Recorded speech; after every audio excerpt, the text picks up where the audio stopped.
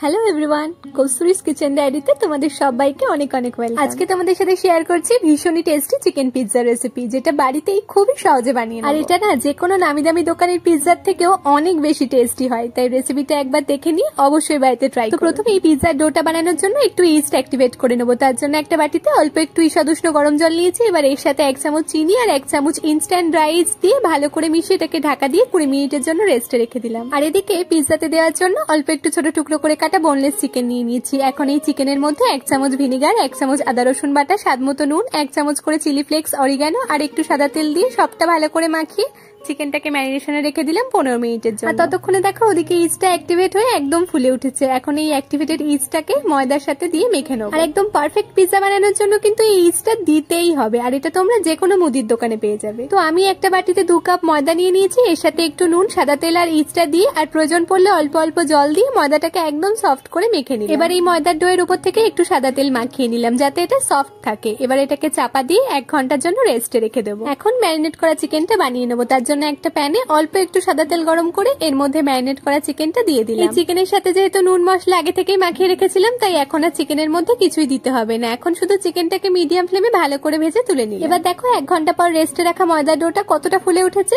এটাকে আমি এখন আরো একবার ভালো করে মেখে নিলাম। আর আমি যেহেতু একটা মিডিয়াম সাইজের পিৎজা বানাবো, তাই সম্পূর্ণ ময়দার ডোটা কিন্তু আমার লাগবে না। এই ময়দার ডোটাকে হাফ করে নিয়ে সেই হাফ ডোটাকে একটু মোটা করে বেলে নিলাম। আর এটা আমি কোনো রকম তেল বা ময়দা ছাড়াই বেলে নিয়েছি, তবে তোমরা চাইলে এটাকে একটু ময়দা দিয়ে বেলে নিতে। এবার আমি যেই পাত্রে পিৎজাটাকে বেক করব, সেই পাত্রে প্রথমে একটু সাদা তেল ভালো করে ব্রাশ করে নিলাম। তারপর এর মধ্যে একটা সাদা কাগজ রেখে এই কাগজের উপরও ভালো করে তেল ব্রাশ করে নিলাম। তারপর পাত্রের মধ্যে বানিয়ে রাখা পিৎজা বেসটাকে রাখলাম। আর পিৎজাটা বেক হওয়ার সময় পিৎজা বেসটা যাতে ফুলে না ওঠে, তার জন্য আমি এর মধ্যে একটা কাঁটা চামচ দিয়ে চারিদিকে ফুটো করে দিলাম। এরপর এর উপরে পিৎজা সস দিয়ে সেটাকে ভালো করে চারিদিকে লাগিয়ে নিলাম। আর এই পিৎজা সসটাও কিন্তু আমি বাড়িতেই বানিয়ে নিয়েছি। তোমরা চাইলে এটা দোকান থেকে কিনেও ইউজ করতে পারো বা আমার মতন বাড়িতে খুব সহজে বানিয়ে নিতে পারো। যদি এই পিৎজা সসের রেসিপিটা চাও তাহলে কমেন্টে জানিও, আমি অবশ্যই এই রেসিপিটা তোমাদের সাথে শেয়ার করে নেব। সসটা পিৎজার চারিদিকে লাগিয়ে নেওয়ার পর এর উপর দিয়ে দিচ্ছি বেশ খানিকটা মোজারেলা চিজ। তারপর দিয়ে দিলাম আগে থেকেই কেটে রাখা বেশ কিছু ভেজিটেবলস, যেমন ক্যাপসিকাম, পেঁয়াজ, টমেটো। তোমরা চাইলে এখানে তোমাদের পছন্দ মতন ভেজিটেবলস অ্যাড করতে পারো। তারপর দিয়ে দিচ্ছি বানিয়ে রাখা চিকেনটা। এবার উপর থেকে আরো একটু অরিগানো আর একটু মোজারেলা চিজ ছড়িয়ে দিলাম। ব্যাস, পিৎজাটা কিন্তু আমার পারফেক্টলি সাজানো হয়ে গেল। এবার এটাকে আমি বেক করে নেবো। তার জন্য আমি একটা